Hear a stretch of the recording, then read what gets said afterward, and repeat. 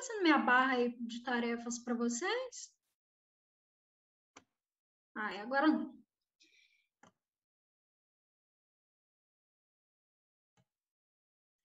Bom, gente, então, como eu tinha feito, vou fazer uma breve contextualização aqui para vocês. A gente, na aula passada, viu Grécia Antiga, a gente falou para que a gente estudava Grécia, aonde que ela se localizava no tempo, aqui da Idade Antiga, que foi um período posterior da invenção da escrita. E aí eu falei da origem, né, e localização dos gregos. Depois eu falei sobre a mitologia grega, e aí aqui que eu vou relembrar um pouquinho mais com vocês. A gente falou sobre os períodos no período grego, né? O homérico, que foi da formação dos gêneros, o arcaico, que foi aquele começo da formação das cidades, né? Das cidades-estados. O período clássico, que foi o período de maior crescimento. E aí a gente veio aqui no período helenístico, né? São essas 4 divisões. E eu vou falar hoje sobre...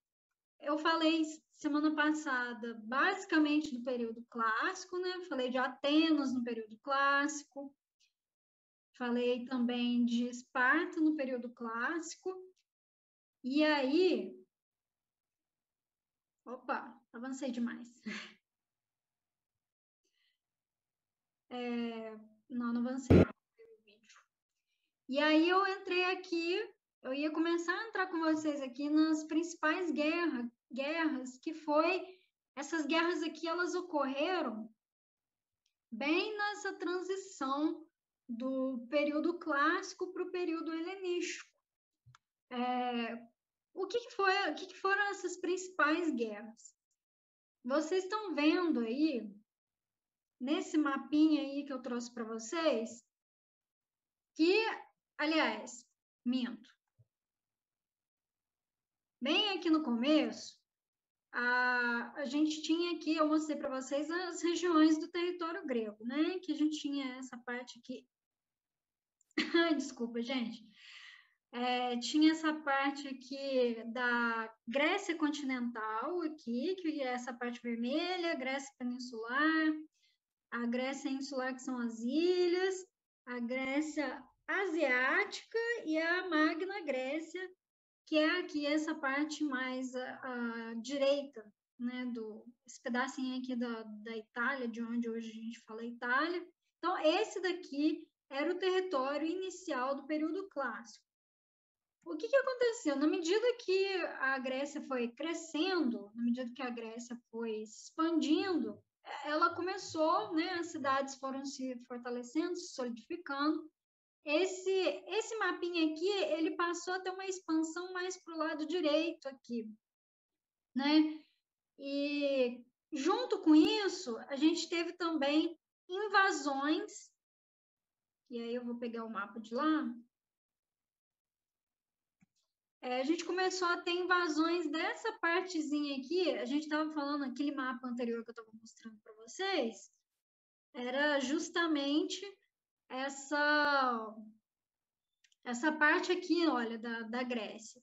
E aí, essa parte que está aqui em laranja, foi um período, é uma parte que mostra a expansão do Império Persa, que coexistia junto com a Grécia, né, antiga nesse período. E aí, na medida que o Império Persa ele fez esse movimento aqui, olha, dessa estradinha aqui, esse movimento da direita para a esquerda aqui, de conquista, e foi conquistando vários territórios aqui gregos. E aí, o que aconteceu? É o que a gente chamou de guerras médicas. Médicas é porque vem dos medos, né? Que medos eram um tipo de etnia dentro dos persas, aqui, desse Império Persa aqui, era uma das etnias que compunham o Império Persa. Então, ficou conhecido como guerras médicas por conta disso. Foram guerras que foram ocorrendo dentro do território grego para tentar conter o avanço desse território persa aqui, que começou a ficar bastante grande, né? E aí, o que aconteceu? Foi feita, né? A gente lembra que as cidades-estados do Império Grego, eram cidades independentes, né? Que cada um tinha uma administração própria. Por isso que a gente fala de Atenas separado de Esparta. E aí, aqui nesse período aqui das guerras médicas, as cidades se uniram para tentar conter esse avanço dos persas. E aí, por isso que é chamada de guerras médicas, porque médica vem de medos da etnia dos persas. E aí, com isso tudo, a Atenas, que era a cidade que mais se destacava economicamente, na administração, a partir das guerras médicas, os atenienses eles se sobressaíram e quiseram mandar nas outras cidades-estados que tinha ali na Grécia, por conta desse período aí das guerras médicas, que eles tiveram que conter esse avanço dos persas, eles se sobressaíram e aí eles quiseram expandir, Atenas quis expandir o território dela, né, quis expandir a administração e quis mandar nas outras cidades, né? Vamos resumir de forma mais prática aqui. E aí, Esparta e as outras cidades gregas também, desse período aqui, eles não gostaram muito dessa ideia, né? Ninguém queria que Atenas comandasse as outras cidades, então eles formaram a Liga de Delos, que eu estou mostrando aqui para vocês, Liga de Delos. E através dessa Liga de Delos, ele... Aí vem para a sala dele para assistir televisão. Tem alguém com o microfone ligado aí ou é dúvida?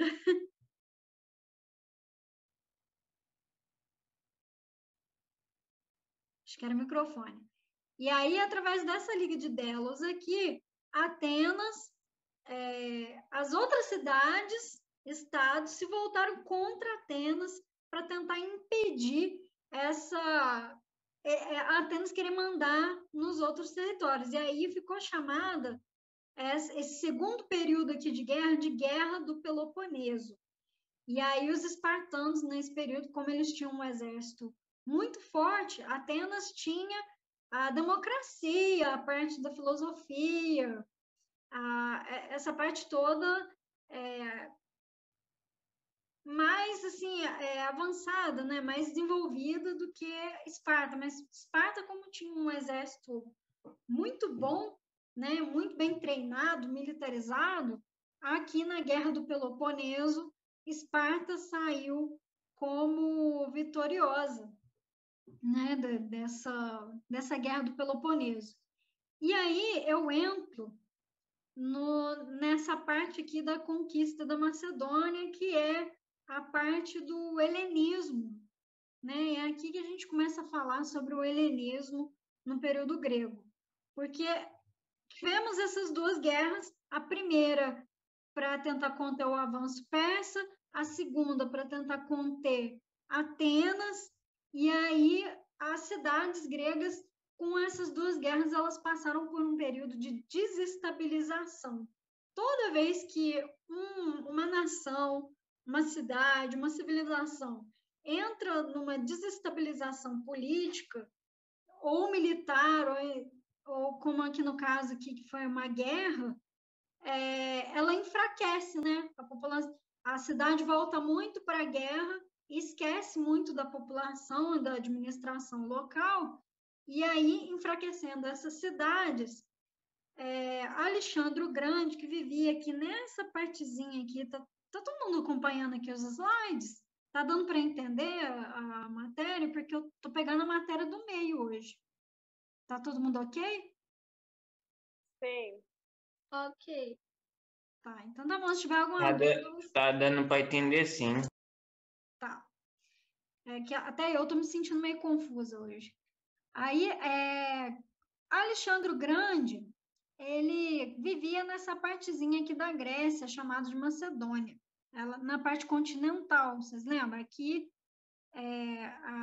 a parte insular, aqui essa partezinha aqui era a parte continental da Grécia. Ele vivia aqui e ele, percebendo esse enfraquecimento dessas cidades, ele passou a conquistar primeiro a Grécia aqui e depois ele saiu conquistando toda essa região aqui, olha, que está em rosa.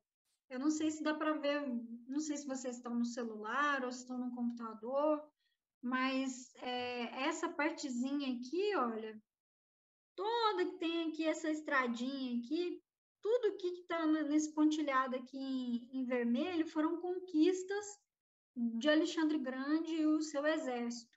E essa conquista aqui, você vê, mudou inclusive a forma da Grécia governar, né? Aqui, antes, no período clássico, que eram cidades-estados, aqui nesse período aqui, a gente já começa a falar de Império Grego, porque houve uma união por conta de Alexandre o Grande, né? Ele começou a mandar em tudo, né? Em vez de cada cidade ter a própria administração, aqui ele passou a governar toda essa partezinha aqui. Então, tudo isso daqui virou colônia dele. Tanto é que tem alguns lugares que ele deu o próprio nome dele de Alexandria, né? Em homenagem a ele, Alexandre o Grande. Tem Alexandria aqui no Egito, que inclusive ainda tem boa parte da cultura grega preservada aqui.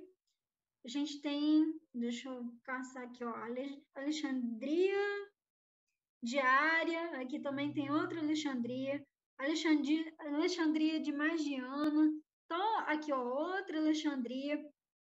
Então ele deixou a marca dele registrada aqui em várias partes, né, vindo da região oriental aqui, ele dominou boa parte dessa região oriental aqui, parte do Egito aqui também, e é por isso que é chamado de helenismo, porque vocês lembram que na aula passada eu falei que os gregos, eles se autodenominavam como helenos, e aqui, gregos veio depois, quando Roma domina esse império todo aqui.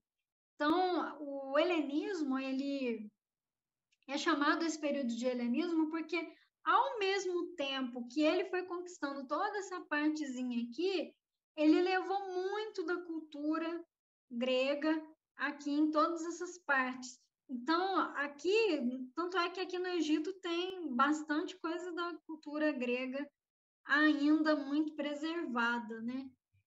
E como conclusão aqui, deixa eu só movimentar aqui a telinha. Como conclusão aqui para vocês, como é que então o Império de Alexandre o Grande caiu, né? Porque ele não existe aí até hoje para a gente contar a história, né? Aliás, existe para a gente contar a história, mas não existe fisicamente até hoje, né? Então, o declínio aconteceu porque todo o poder, toda vez que se tem um império, toda vez que se tem um poder concentrado, muito poder concentrado na mão de uma pessoa só, fica muito difícil a administração. Quanto mais terra você tem, é mais difícil você ter controle sobre ela. Então, Alexandre o Grande, ele passou por uma disputa de poder, porque ele já não estava dando conta de tanto império aí que ele tinha, de tanta terra que ele tinha para administrar, ele acabou sofrendo um golpe e aí, com esse enfraquecimento, Alexandre o Grande morre também. Até hoje a gente não sabe se foi por doença ou se ele foi envenenado, porque tinha essa disputa dentro do império, né, entre os soldados, para tentar pegar esse império, né, essa parte que ele tinha conquistado. E aí, com esse enfraquecimento, primeiro enfraqueceu com as guerras, depois o império, né, se tornou um império, depois ele enfraqueceu aqui, quando Alexandre o Grande não conseguiu dar conta de todo esse território que ele administrou. Que primeiro estava dando muito certo, ele deu muito conta, mas com o passar do tempo se tornou enfraquecido.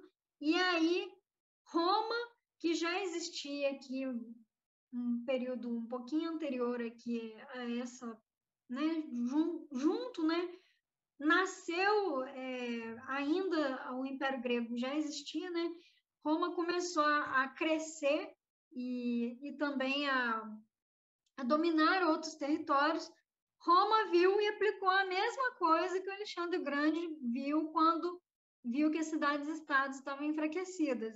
A Roma, né, a civilização romana acabou dominando devido ao enfraquecimento aí de Alexandre o Grande, né, e dessas disputas de poder. Foi lá, como era um império mais forte aqui nesse momento, eles conseguiram dominar a cultura, né, os territórios gregos, e foi assim que a Grécia Antiga acabou se dissipando, né? Não que os gregos todos tivessem morrido, nem que tivesse matado todo mundo, e Roma foi lá e dominou tudo e pegou o território todo. Aconteceu uma aglutinação entre os dois povos, né? Os gregos foram conquistados, parte desses gregos aqui, eles também, principalmente nessa parte que foi conquistados, eles, como não estavam dando conta muito bem da administração, eles começaram a ceder espaço para os romanos também, né? Porque já não estava dando conta. Então, foi em parte por acordo, em parte por dominação, por conquista, por guerras. E aí, Roma, aqui nesse período, ele acabou sendo uma sociedade que uniu tanto cidadãos romanos quanto os gregos, né? Então, a gente tinha um contingente populacional das duas civilizações, que eu vou dar entrada agora para vocês. Tudo certo, gente? Tudo ok? Ok. Tudo certo. Então, eu vou entrar aqui no Império Romano. Alguma dúvida?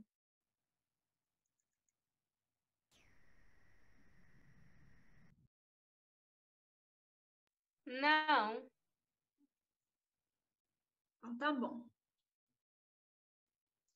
Então, hoje a gente vai ver o Império Romano, como eu já acabei adiantando aqui para vocês.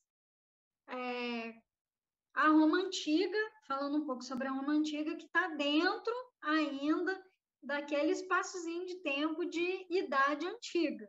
Então, é uma civilização que surgiu um pouco depois. Os gregos, eles eram um pouquinho mais antigos do que os romanos, né, dessa civilização romana que a gente tem aqui hoje, mas eles coexistiram em alguns momentos, né, como sociedades separadas, e depois é que Roma passou a dominar, né, o Império Grego caiu e ascendeu o Império Romano.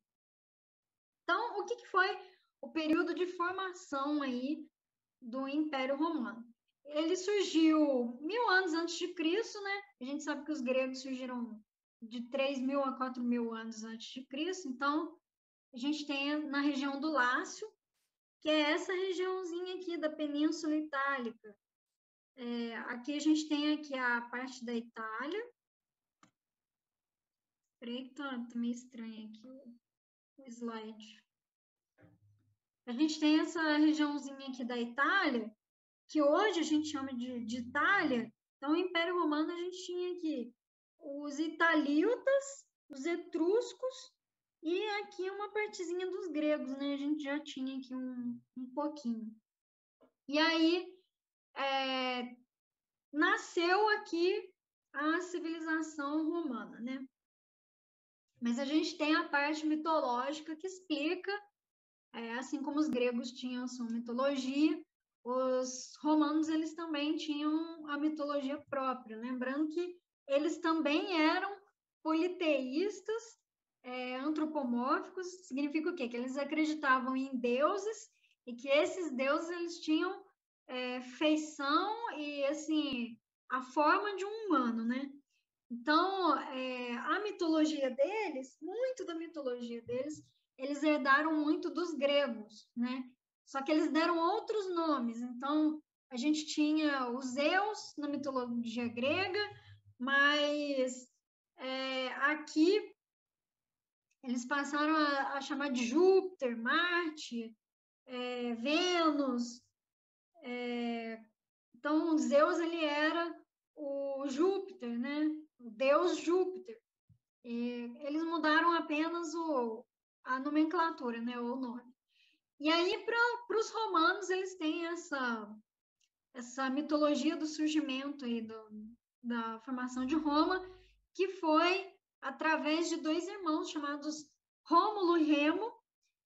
Aparentemente, eles foram dois cidadãos aí que foram abandonados, e aí eles, pela mitologia romana, eles foram achados por uma loba, e essa loba, ela amamentou, que é representada aqui nessa imagem aqui, isso daqui é uma representação deles mesmo, dos romanos.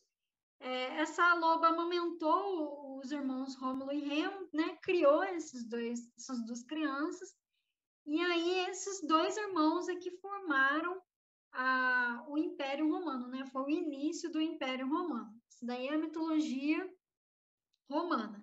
Mas a gente sabe que o surgimento dos romanos, eles são surgimento de vários povos, os sanitas, os sabinos, os latinos, os etruscos, e aqui, conforme eu tinha falado para vocês, os gregos também, porque a Roma foi lá e dominou o Império Romano, grego, e aí, além dessas composições aqui, desses povos que já existiam desde o início aqui, com a dominação dos gregos, os gregos também passaram a ser um dos povos de origem daí dos romanos.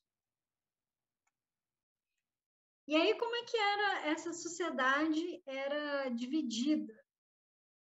Eu estou incomodada aqui porque não está saindo a minha barra de tarefas aqui. Está aparecendo para vocês a minha barra de tarefas? Sim. Mas não tem problema, a gente não está atrapalhando, não. Não está, não?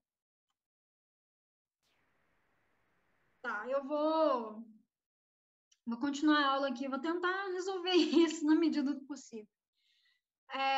A sociedade romana, ela era dividida em 4, né? Conforme eu mostro aqui nessa pirâmide aqui para vocês. Deixei aqui esse escrito aqui para vocês, porque eu vou disponibilizar esse slide. Eu não disponibilizei de Grécia ainda, nem as aulas eu ainda não disponibilizei, porque eu gravo e, para mim, na minha gravação, aparece a fotinha de vocês. E eu não quero exposição de vocês, né? Porque eu acho que isso é até crime se eu postar isso no YouTube, com a foto de vocês. Então, eu vou ter que formatar os vídeos e colocar uma tarja tampando a carinha de vocês, mas eu acredito que essa semana eu consigo fazer isso, porque semana passada foi muito corrido para mim. E a primeira aula a gente perdeu mesmo, porque a coordenação, ela, só dando os recados aqui, a coordenação, ela não sumiu com as gravações, ela não está, enfim, ela não está respondendo para a gente. Então, eu deixo esses slides aqui escritos mais para vocês, se quiserem recordar, eu vou disponibilizar para vocês e aí vocês recordam. Enfim, aí a gente tinha essa pirâmidezinha aqui representando a sociedade romana. Lá no topo, que era a elite, né, dos romanos, a gente tem os patrícios. Né? Professora, deixa eu só tirar uma foto daquele outro slide que está explicando cada um. Deixo. Só me avisa quando terminar aí. Pode ir, já tirei, obrigada. Pode? Tá. Aqui a gente tem os patrícios, que eram a elite, né? A sociedade, a elite aqui da sociedade romana, eles eram compostos pelos primeiros que chegaram lá, né, em Roma, né, os que chegaram primeiro, quem chega primeiro bebe água limpa, né? Então, eles compunham a elite da sociedade, eram poucos, mas eles é que comandavam tudo. E aí a gente tem aqui, eu coloquei separado, mas na verdade eles eram quase a mesma coisa, esses dois aqui, os clientes e os plebeus. Não sei se vocês já ouviram falar da expressão, que vocês não lembraram da aula passada das leis draconianas. Quando a gente chama alguém de patricinha, você sabe o que significa, né? A gente está chamando, quando a gente chama alguém de patricinha, a gente chama ela de quê? Riquinho, de riquinha. De riquinha, de plebeu, de quê? Pobre. De pobre, exatamente. Foi foi justamente aqui que nasceu esses termos de plebeu e patricinha, veio daqui, porque os patrícios, eles compunham a elite, então eles tinham mais recursos. E os plebeus, eles não tinham tantos recursos assim, eles eram chamados de plebeus. E os clientes, eles eram um pouquinho assim mais em cima dos plebeus, porque os clientes, eles prestavam serviços para os patrícios. Diferente de hoje, que um cliente, ele é recebido numa loja, e aí a gente é chamado de cliente, porque o dono da loja presta um serviço para a gente. Aqui é o contrário, os clientes daqui prestavam serviços para os patrícios, né? Era um funcionário do patrício. E eles tinham deviam certas obrigações, trabalhavam de forma direta aqui com os patrícios. Então, cliente e plebeu, eles eram quase a mesma coisa aqui na pirâmide. E aí, no fim, na base aqui da pirâmide, a gente tinha os escravos. Então, bastante semelhante com Atenas e Esparta, né? Acredito que vem muito dessa cultura grega ainda. Os patrícios, eles eram os cidadãos, eles eram os esparciatas. Aqui, os plebeus, eles eram os metecos, né? Correspondiam aos metecos em Atenas, né? Então, era uma sociedade livre, porém pobre, não tinha tantos recursos. E aqui, os escravos, eles eram provenientes de guerras, de dívidas também, ou se não por nascimento, né? Quando você nasce de um escravo, você acabava se tornando escravo também. Então, aqui a gente tem uma pirâmide bastante parecida com os gregos, né? Tanto os espartanos quanto Atenas, porém, semelhante, né? A gente muda o nome e muda um pouco quem que era, né? Aqui a gente está falando de pessoas romanas, né? De população romana e com nomes diferentes. E aí a gente vai fazer uma leitura de Roma um pouquinho diferente da leitura que a gente fez da Grécia. Nossa, gente, hoje eu tô meio lerda. Eu tô meio antialérgica, eu tô um pouquinho lerda hoje, vocês me desculpam. Mas aqui... Preocupa não, professora, pode com calma. Tá dando para... Se não entender, gente, eu vou entender, porque eu tô meio lerda hoje mesmo. Mas, enfim, aqui a gente tinha uns períodos, e diferente da Grécia, a Grécia a gente estudou através dos acontecimentos, né, que foram ocorrendo, no sentido de mudanças da sociedade. Aqui a gente vai estudar pela administração, a parte administrativa, ou seja, a divisão aqui que a gente estuda porque como tinha uma unidade política, diferente da Grécia, que tinha várias cidades-estados, e cada cidade-estado um tipo de administração, aqui, como era tudo uma coisa só, né, era tudo uma administração, a gente pode falar que houve um período de monarquia, depois um período de república e depois um período de império, né, que era único para todas as regiões de Roma. Então, é por isso que a gente vai estudar aqui, não os períodos como na Grécia, que teve a formação dos gêneros, das cidades-estados, período clássico, helenístico, né? Aqui a gente vai estudar mais da parte mais administrativa. Então, falando primeiro aqui da monarquia, se a gente tinha uma monarquia, a gente tinha um rei. E esse rei, ele tinha um aparato que ajudava na administração, mas no final das contas era ele que mandava, né? A gente tinha a presença do Senado, da Assembleia Curial, mas esses dois elementos aqui eram mais assim de fachada, né? Existia, mas a palavra final vinha sempre do rei. Então, o rei, ele tinha um caráter sagrado, ou seja, ele era dono da verdade religiosa, ele era militar também, diferente na Idade Moderna, a gente vai ver que os reis, eles ficavam mais na parte palaciana, né?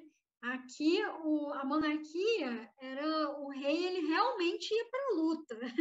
Se tinha uma guerra, ele estava lá comandando essa guerra, inclusive ele tinha preparação militar para isso, diferente da monarquia da Idade Moderna, e ele tinha também um caráter executivo, ou seja, assim como hoje o poder executivo é o que executa as leis, aqui também esse caráter executivo é no sentido de colocar a lei para jogo. Ele é que falava assim, a lei existe para isso, tem lei X, então a gente vai fazer, eu estou mandando vocês executarem aquela lei.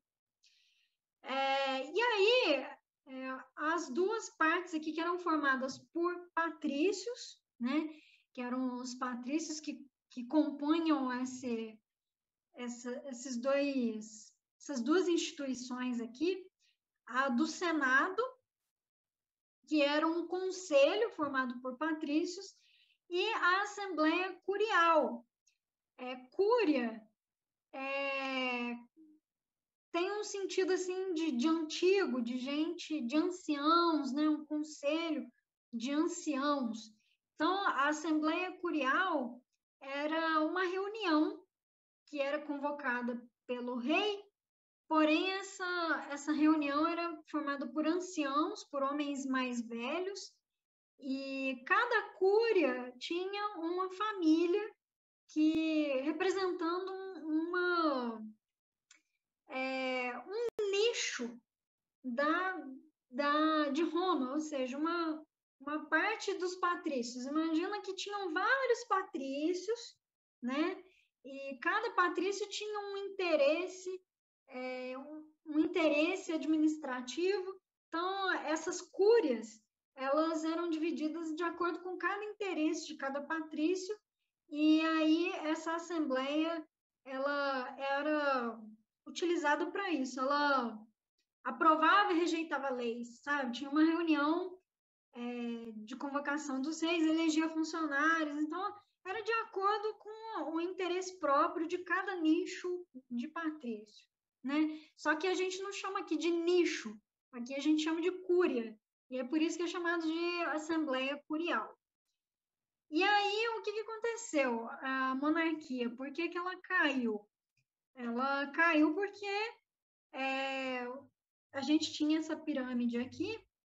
Adivinha quem se beneficiava mais dessa monarquia e também das decisões do monarca, né? Então, quem mais se beneficiava eram os patrícios, porque eram eles que compunham essa assembleia e eles também que compunham a assembleia e também o Senado. Então, quando tinha algum interesse ainda, por mais que o rei ele fosse, desse a palavra final, mas os patrícios eles tinham um pouquinho mais de privilégio do que os pobres plebeus aqui, que, coitados, eles não eram nem ouvidos.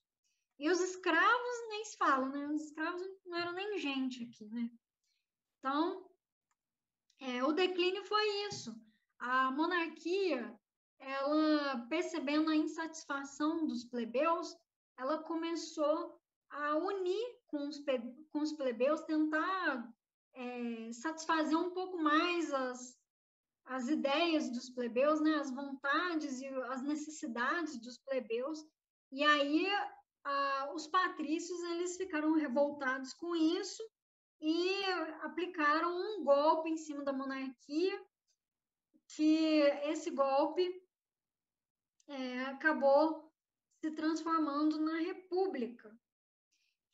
Esse golpe ele ocorreu assim, os militares foram lá, tomaram o poder, e aí foi chamado de triunvirato, ou seja, haviam 3 militares que começaram a comandar Roma. Só que aí tiveram esse primeiro triunvirato, e aí esses 3 reis, esses 3 militares, eles começaram a brigar entre si, e aí um matou o outro, uma coisa horrível. Aí teve o segundo triunvirato, e aí, nesse segundo triunvirato, apenas um conseguiu se manter no poder, né? Porque teve uma disputa de poder aqui também entre esses 3, apenas um se sobressaiu, e aí eles implantaram a República.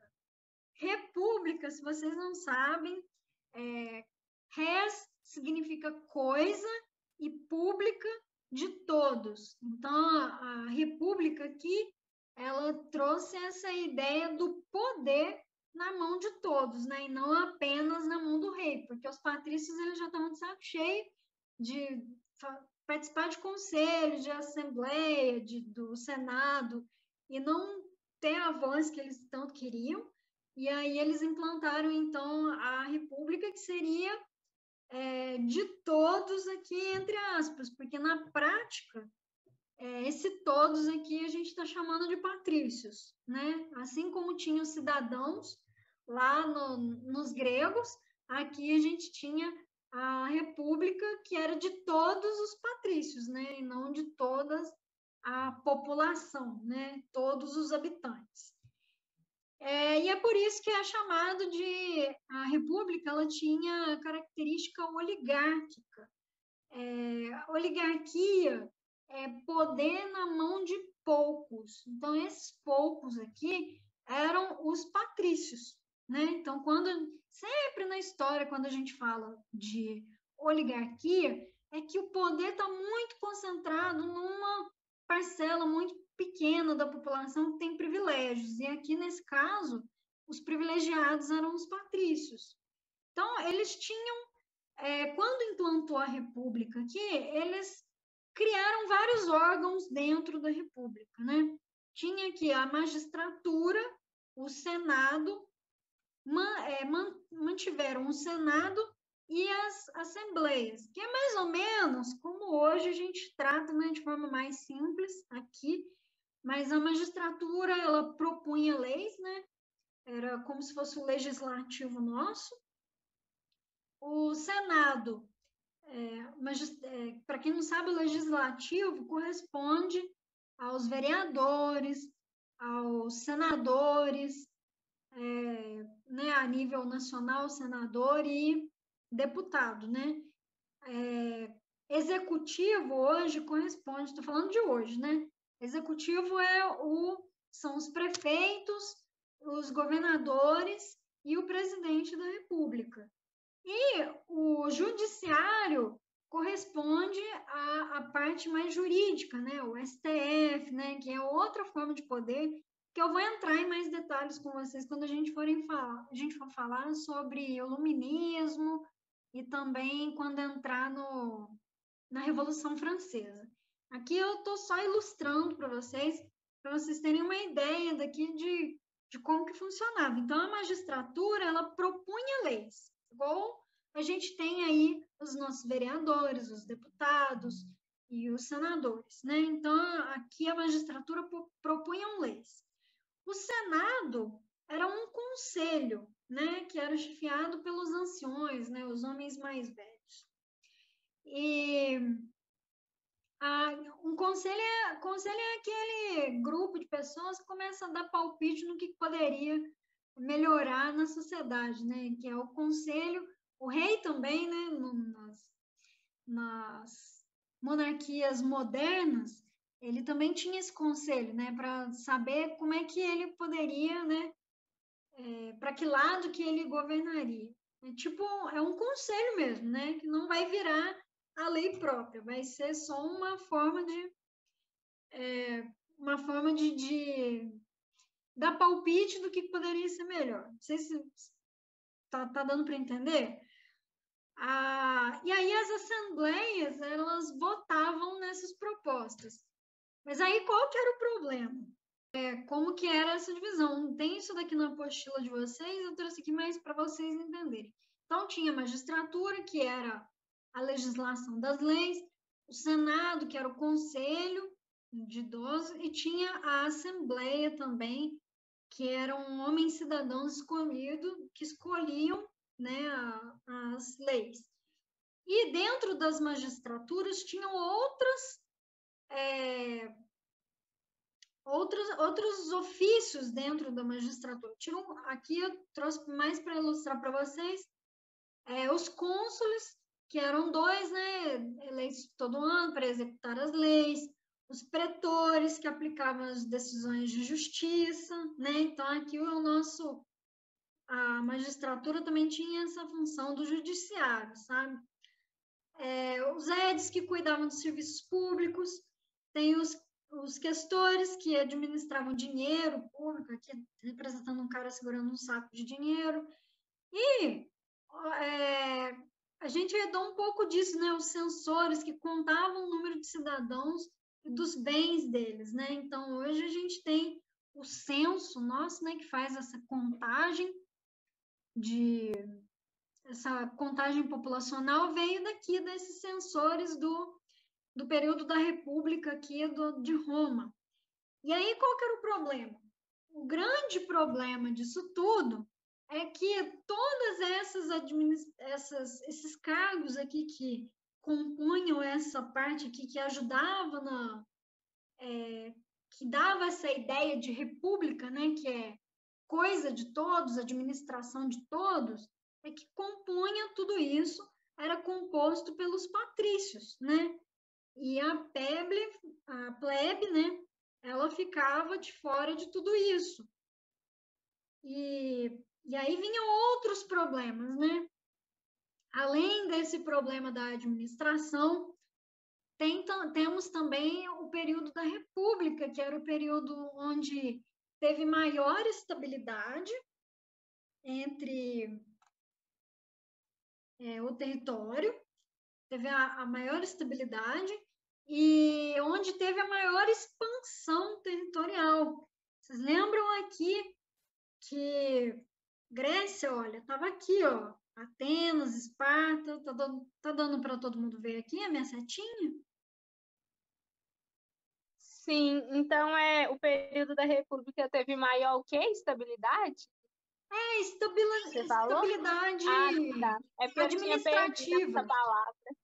Ah, tá, obrigada. Isso. Maior estabilidade administrativa. Então, eles conseguiram. Quando eu falo de desestabilidade, é quando está tendo muito conflito acontecendo, muita coisa acontecendo, e aí fica impossível de governar, né? Qualquer nação, até hoje, é assim que funciona.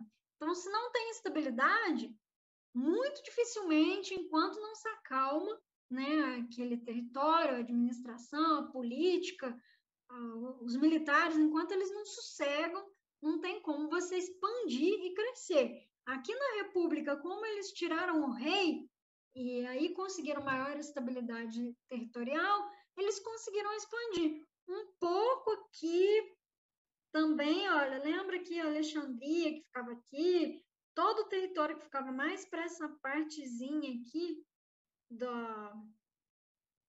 todo esse território que ficava mais para a direita, que o Alexandre o Grande conquistou, na República a gente teve uma conquista mais para essa parte aqui, né, a parte ocidental.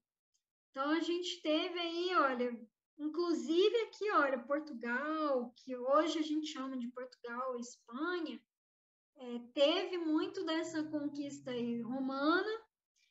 Inclusive tem ainda algumas construções muito influenciadas por Roma que ainda existem nesses territórios. Aqui também o Egito, a gente pegou uma partezinha aqui da África. Então, teve toda essa conquista aqui, que era chamada, essa expansão territorial, foi chamada de Guerras Púnicas.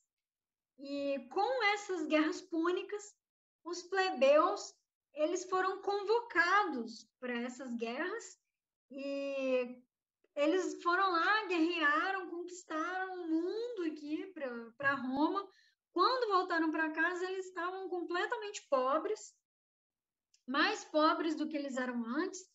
Eles não ganharam nada com essa guerra. Os patrícios ganharam muito com essas guerras, porque eles conquistaram vários territórios na medida que vai conquistando. Por exemplo, conquistou aqui a região de Berenice. Então, Berenice tinha que pagar tributo para Roma. Então, Roma, além de ganhar escravo aqui de Berenice, eles tinham que pagar um tributo para Roma. Então, Roma foi enriquecendo, mas a plebe não foi enriquecendo junto com essa expansão.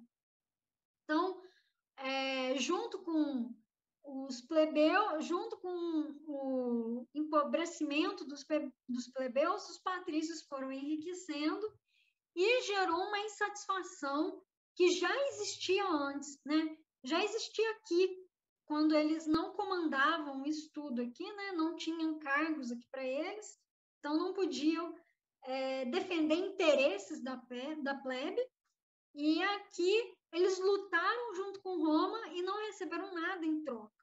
Então, os plebeus eles ficaram bastante insatisfeitos com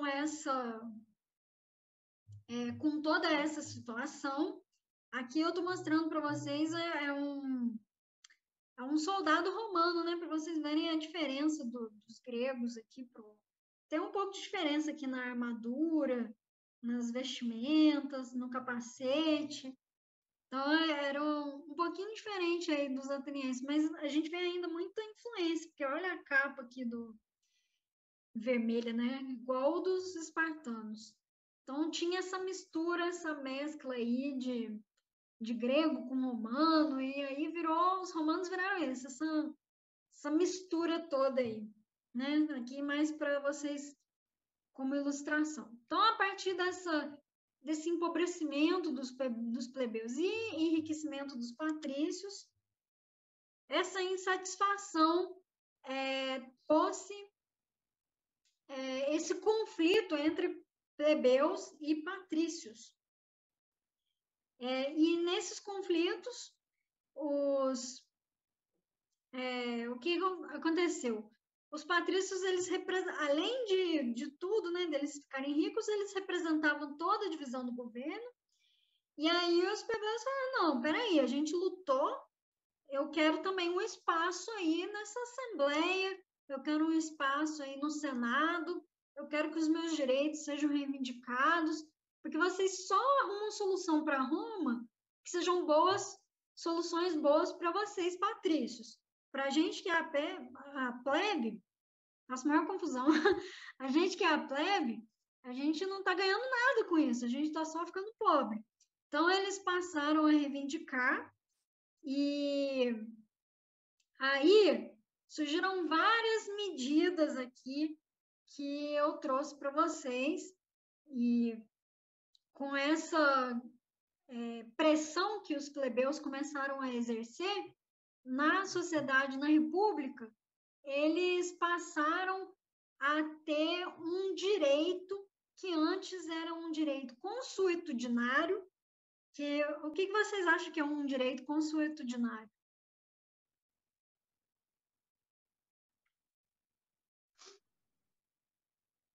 De dar opinião ou de votar, não sei não. Quem dá mais? É mais ou menos isso, mas não é ainda o que eu quero, não.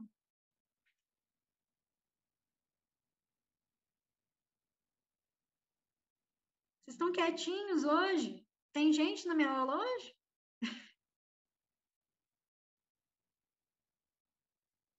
Vai, Valesca, eu acho que só você que está participando da minha aula hoje. Gente, eu acho que a chuva deixou eles com sono. Oi? Eu acho que a chuva deixou eles com sono. Tá chovendo aí? Aqui não tá chovendo, não. Não, que tá Aqui chovendo em pra casa caramba. tá. Ô, louco. Nossa, aqui na minha casa tá caindo um dilúvio. Eu mal tô ouvindo sua voz, professora, de tão alto que tá aqui. Nossa. Tá chovendo muito. Eu não sei se você tá ouvindo. Eu tô. Aqui tá A chovendo chuva muito. agora. Tá chovendo muito. A sua voz tá baixinha, tá difícil até pra eu ouvir. Nossa, como é que eu faço então? Assim tá melhor para vocês? Ah, não, mas pode continuar, não tem problema não. Eu vou pôr Vou o fone, eu acho que no fone fica melhor. Tá, eu vou No fone fica colocar. ótimo, eu tô no fone. De qualquer forma, eu vou gravar, tá gravando essa aula, eu vou passar para vocês. O direito consuetudinário era um direito boca a boca. Vocês lembram lá na Grécia que eu falei das leis draconianas, né? De Drácon e Solon. Então, aqui, o que os romanos fizeram? Eles foram lá na região de Atenas, onde nasceram essas leis draconianas, né? As leis de Drácon e de Solon. E aí eles falaram assim, funcionou lá em Atenas, vamos colocar aqui no papel também essas leis. E aí foi onde surgiram as leis das 12 tábuas. Vocês já ouviram falar sobre essa lei? Não. Eu já ouvi Não. falar, mas não lembro muito, não. Então, a lei das 12 tábuas, eu estou olhando aqui no relógio, eu estou com medo de não dar tempo de terminar essa aula. Por isso que eu vou responder aqui para vocês. A lei das 12 tábuas, ela era uma lei que é base até hoje do nosso direito que a gente tem contemporâneo, né? Inclusive aqui no Brasil. Então, eu vou mostrar para vocês aqui mais a título de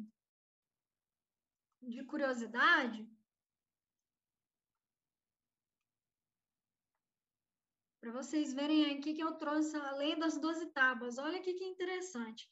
Então, como estava tendo muito conflito entre os plebeus e os patrícios, eles foram lá em Atenas, pegaram um pouco das leis, né? Inspiraram, aliás, nas leis de Atenas e construíram, colocaram no papel uma lei que era de boca a boca, que era baseado no costume dos romanos, né? Que aqui a gente está falando de romanos, e aí eles fizeram, nessas 12 tábuas, eles construíram um direito romano que serviu de base para todo mundo, para patrício, para plebeu, exceto para escravo, né, coitado, que nem era considerado aqui gente. Então, o que antes, os patrícios, eles tinham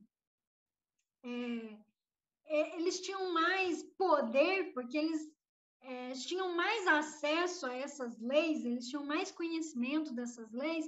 Agora, quando escreve aí nas 12 tábuas, está escrito, e então aquilo é mais incontestável, sabe? Então, o direito para o patrício, ele passa a servir também para o plebeu também, a mesma pena que serviria para o patrício, serviria para o plebeu também.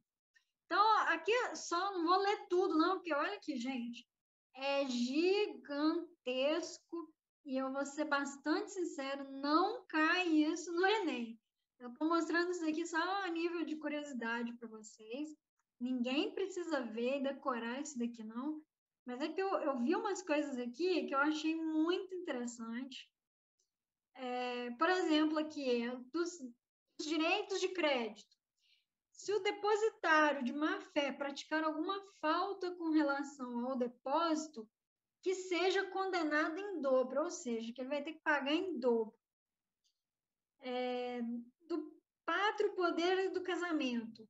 É permitido ao pai matar o filho que nasceu disforme mediante o julgamento de 5 vizinhos. Então, se você nascia deficiente aqui, o seu pai tinha direito à sua vida. Ele poderia te matar e não ter... e esse filho não tinha direito à vida, né? Das heranças e tutelas. Se o pai de família morrer intestado, não deixando herdeiro seu, necessário que o agnato mais próximo seja o seu herdeiro. Aqui, agnatos, eu não tenho a menor ideia do que seja, mas, assim, é claro que hoje a nossa lei é diferente disso, mas a forma como constrói a lei, e muito dessas leis ainda, isso daqui era uma base para o direito que a gente, para a construção do direito que a gente tem nos dias atuais. Do direito de propriedade de posse, por exemplo. Se alguém se empenhar a sua coisa ou vender em presença de testemunhas, o que prometeu terá força de lei. Então, não adiantava você falar que ia vender e não poder vender mais, né? Então, se você falou que vendeu e tinha testemunha, então você é obrigado a vender aquilo. Então, se não cumprir o que prometeu, que seja condenado em dobro. Então, tudo isso colocou no papel Deixa eu fechar a Grécia aqui, de repente o computador fica menos lento. Então, tudo isso daqui que ocorreu, toda essa lei das 12 tábuas, ela serviu mais para tornar justa, um pouco mais justa, as penalidades que tinham entre plebeus e patrícios. É um trava-língua isso daqui. E juntamente com isso, os plebeus eles começaram a ganhar alguns direitos também, né? Que não existia antes disso, que era o casamento entre plebeus e patrícios não era permitido, passou a ser permitido aqui nesse momento. A abolição da escravidão por dívidas, né? Então, escravo era mais como por guerras, né? E não mais por dívidas. Então, tudo isso regularizou melhor as leis entre os plebeus e os patrícios. Então, assim como os gregos, eles tinham como herança o que é mesmo, gente?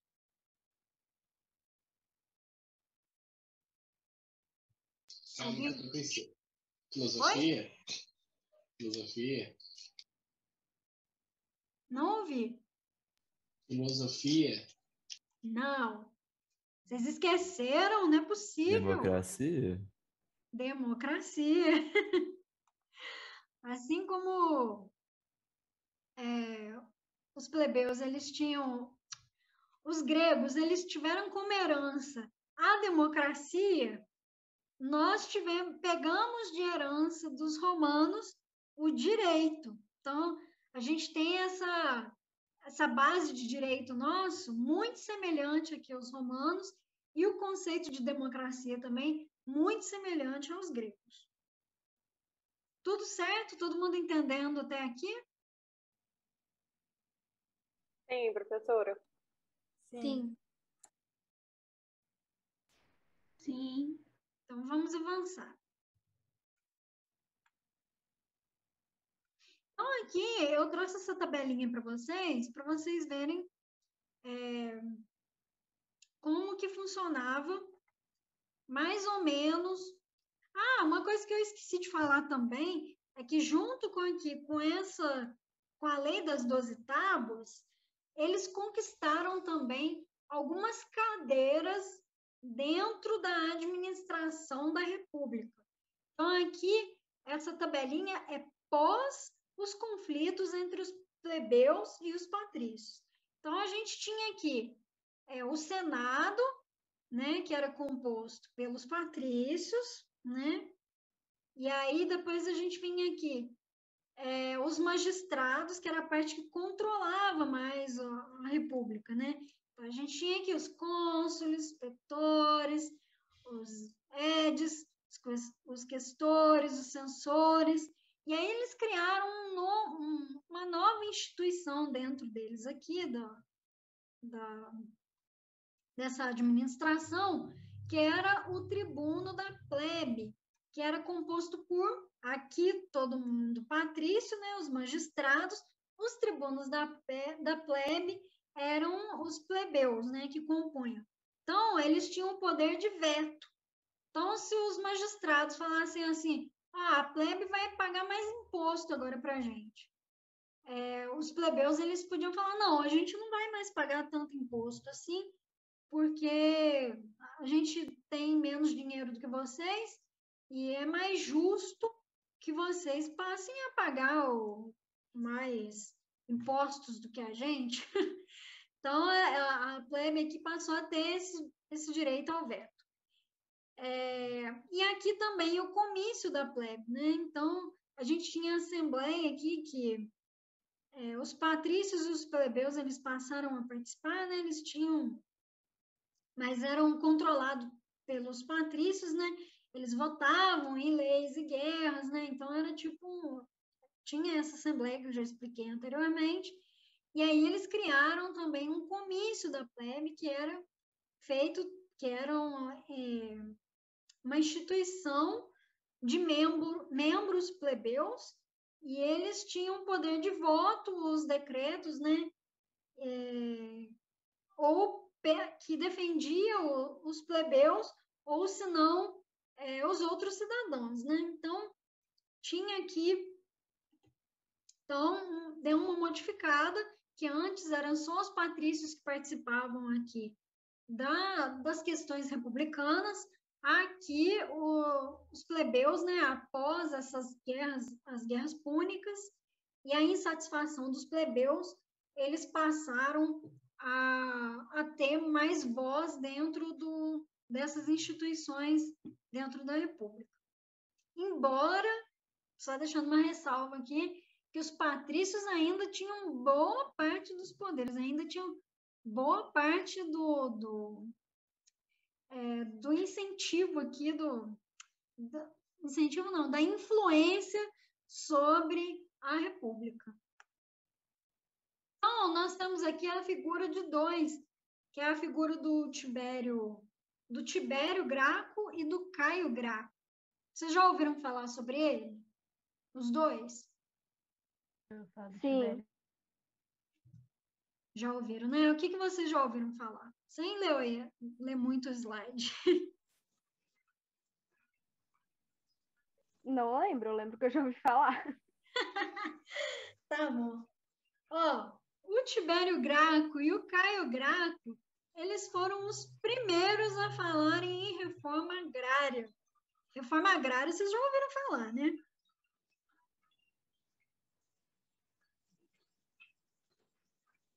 Sim. Sim. Todo mundo, né, já ouviu falar em reforma agrária. Então, vocês lembram aqui, eu vou voltar um pouquinho aqui o slide. Lembra aqui que eles tivemos essas guerras púnicas aqui, né, que eles conquistaram aqui uma boa parte, e aí os plebeus, eles ficaram mais pobres, né? E os patrícios, eles enriqueceram. Por que eles enriqueceram?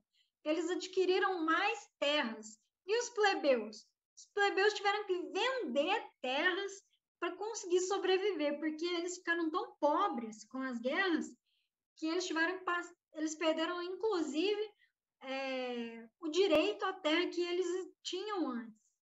Então, o Tibério e o Caio Graco, eles participavam aqui, né, do tribuno da plebe, do comício da plebe, eles tinham cargos aqui dentro da República Romana, e eles passaram a dar a ideia de fazer uma reforma agrária, porque os patrícios, eles tinham acumulado muitas terras com essas guerras púnicas, e os plebeus, eles foram só empobrecendo, né? Por mais que eles tivessem ganhando um pouco mais de direito com as leis das 12 tábuas, um pouco mais de direito também sobre casamentos, e dentro da própria República, eles continuaram pobres, né? Então, o Tibério Graco, deu essa ideia da reforma agrária. E aí, o que aconteceu com o Tibério Graco? O que acontece na história quando alguém fala em reforma agrária?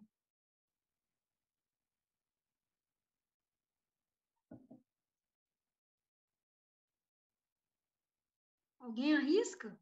Revolta. Oi? Morre. Revolta. Quem falou morre? Eu, Cleide. Então a Cleide está certa. Teve revolta, mas principalmente Tibério Graco foi lá e falou: vamos fazer uma reforma agrária. Aí eles ficaram insatisfeitos. Claro que não, a terra é minha, né? A gente chegou aqui primeiro que vocês lutaram porque vocês quiseram, né? Então não tem nada de reforma agrária, não. É tudo nosso, dos patrícios. Aí o Tibério Graco foi lá e, né, mataram ele, faleceram ele. Mataram o cara. E aí o Caio Graco foi lá, tentou implementar um pouco mais, né, insistiu um pouco na reforma agrária, também morreu. Então, esses dois aqui são esculturas romanas representando o Tibério Graco e o Caio Graco, né, que são os primeiros que se tem notícia dessa reforma agrária. E o que é a reforma agrária? Nada mais é do que retirar terras ociosas das mãos dos patrícios, aqui eu estou falando de Roma, né? Então, retirar terra ociosa, né, que improdutiva dos patrícios e transferir para os plebeus. Então, como os patrícios não gostaram disso, os irmãos Gracos morreram. E aí gerou mais tensão entre os plebeus e os patrícios, né? Gerou uma guerra civil, e aí essa guerra civil, após a morte do Tibério Graco e essa insatisfação que a plebe ainda tinha sobre as condições financeiras que eles viviam, foi preciso a implantação de um império que era para dar uma maior estabilidade, porque a gente teve um período inicial na República de estabilização, e aí veio as guerras púnicas de conquista de territórios, anexação de alguns territórios, e aí, após essas conquistas, a plebe começou a ficar insatisfeita, gerou uma insatisfação interna entre plebeus e patrícios, por isso que é chamado de guerra civil, né, de insatisfação civil. E aí houve um golpe, né, pelos militares, que foi a implantação do império. Então, foi por isso que a República terminou. Foi por causa de briga entre patrícios e plebeus, enfraqueceu um pouco a República, aí os militares foram lá e aplicaram esse golpe. Então, esse golpe ele começou aqui com o comando de Otávio Augusto, que colocou o fim das conquistas pelas guerras, e aí foi um período de maior estabilidade, que é chamada de Pax Romana, né? Ou seja, a paz romana. E como que ele fez isso? Ele fez isso através da política de pão e circo, que é conhecida até hoje, né? Que os imperadores, eles através desse coliseu, isso daqui é um coliseu, para vocês verem a diferença da construção grega, né? Que tinha aquelas colunas, o Coliseu ele era um pouquinho mais arredondado, né? As colunas tem aqui um pouco da influência da coluna, mas é um pouco diferente. Então, nesses Coliseus, eles faziam peças de teatro, ou senão eles faziam lutas de gladiadores. Então, esse era o circo, né? que o imperador ele promovia para a população plebeia, que era para a população esquecer um pouco dos problemas políticos, né? E o pão é representado no trigo, como o trigo era a base da alimentação entre os plebeus, né? E o trigo começou a ficar escasso entre os plebeus, então o imperador passou a dar um pouquinho de trigo para os plebeus para diminuir um pouco a insatisfação entre os plebeus e os patrícios, né?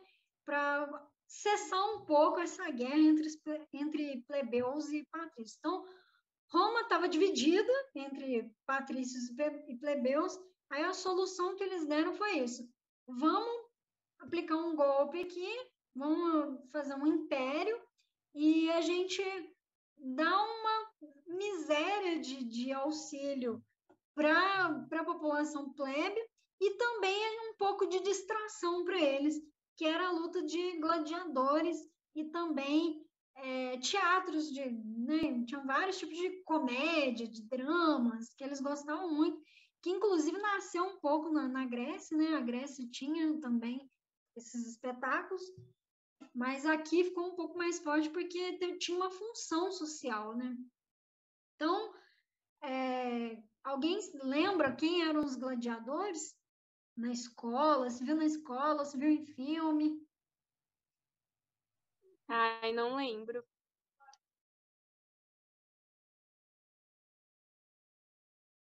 Ninguém mais lembra? Os gladiadores, eles eram tipo o MMA que a gente tem hoje, só que aqui os gladiadores, eles lutavam com espada, né? Os gladiadores, eles eram, colocando bem entre aspas, viu, gente? Lutadores que hoje a gente chama de lutador de MMA. Então, eles promoviam essas lutas e tinha morte, viu? E isso era, aparentemente, para eles, para os romanos, era uma coisa assim que gerava bastante entretenimento. E aí vocês viram aquele filme O Gladiador? Ou um trecho do filme, ou lembra do filme? Ou faz tempo? Não lembro se eu assisti, não. Alguém viu? Eu vi, muito interessante o filme. Já vi 2 vezes. É bom, né? Esse filme é muito interessante. Eu trouxe aqui um pedacinho do filme que mostra como é que era essa luta de gladiadores. Ai, gente, tá tão ruim aqui o meu... só para contextualizar para quem nunca viu, aqui o imperador, ele tinha um general, e esse general, assim que o imperador morreu, o filho do imperador tomou o poder e como esse general, ele era muito correto assim, na administração e nas formas como ele pensava, né? Roma, o imperador, ele matou a esposa, matou o filho dele, tirou todos os direitos desse general. Ele tirou o general do comando, e aí pegaram esse general e transformaram ele num gladiador. E aí aqui é mais ou menos a partezinha final do filme, que mostra como é que era essa luta. Vou mostrar para vocês como é que era esse circo que eles tinham aí entre os gladiadores.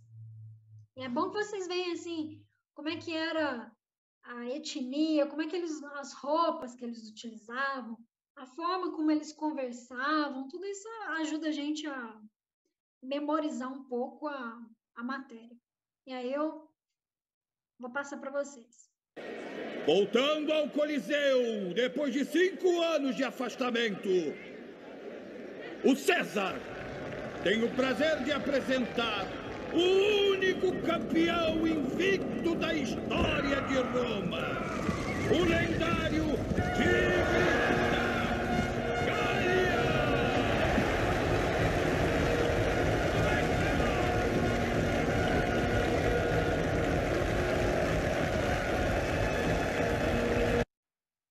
Peraí, gente, que eu O som tá bom para vocês? Porque eu tô achando que baixo.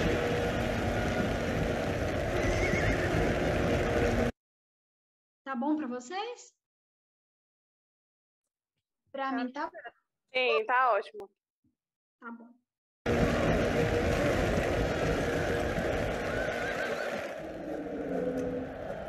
Ele sabe muito bem como manipular o povo.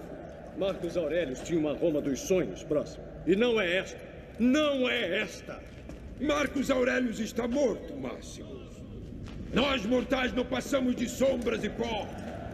Sombras e pó, Máximos! Representando o Liceu de Antônio Máximo, o César tem o orgulho de chamar Aélio Máximo!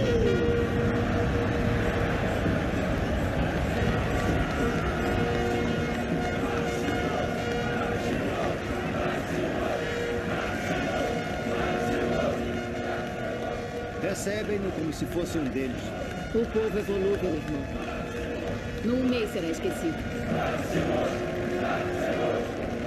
Não. Muito antes. Já está arranjado.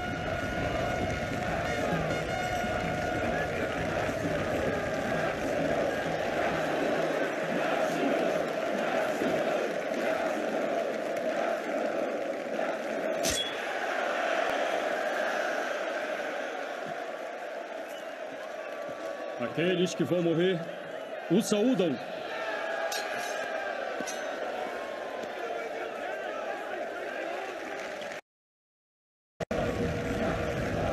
Já está arranjado.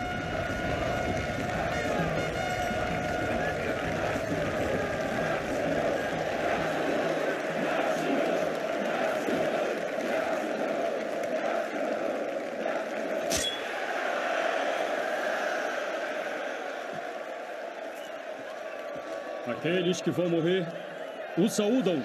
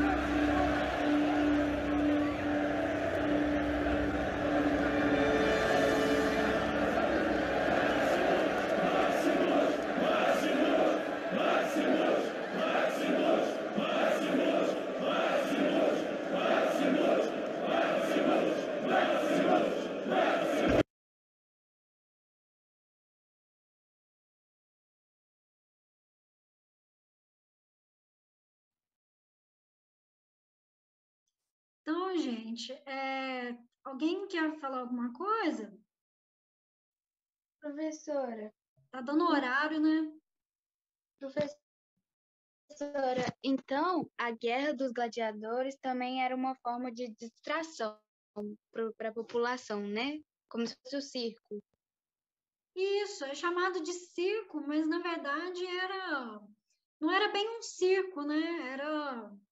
Era uma luta, na verdade não era guerra, né? Era uma luta dos gladiadores. Era como se fosse um MMA que a gente tem hoje, né? De luta de vários. O lutador, ele vai lá, ele treina, né, o ano inteiro, e aí aquele que vence ganha o cinturão. Tem um monte de plateia, né? Era uma forma de distração. Você viu aí quando o imperador falou assim, um dos caras que estava antes do gladiador subir, né, na arena, ele falou assim, o imperador, ele sabe como manipular. Então, era uma forma de manipulação. Igual hoje, se vocês sabem citar algumas coisas aqui no Brasil que a gente pode chamar de política de pão e circo? O que nós temos de... coisas. O que a gente tem de circo aqui pra gente?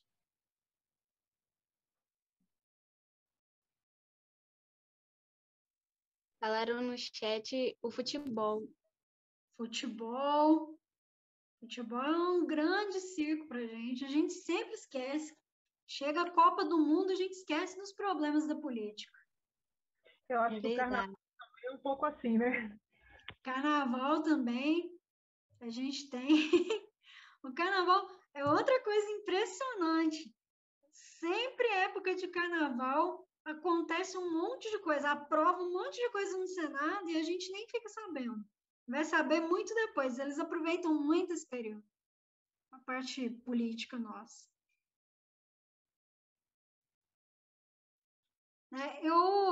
Semana que vem a gente conversa um pouco mais sobre isso, porque já está dando o horário aqui da próxima professora. Eu vou até desligar aqui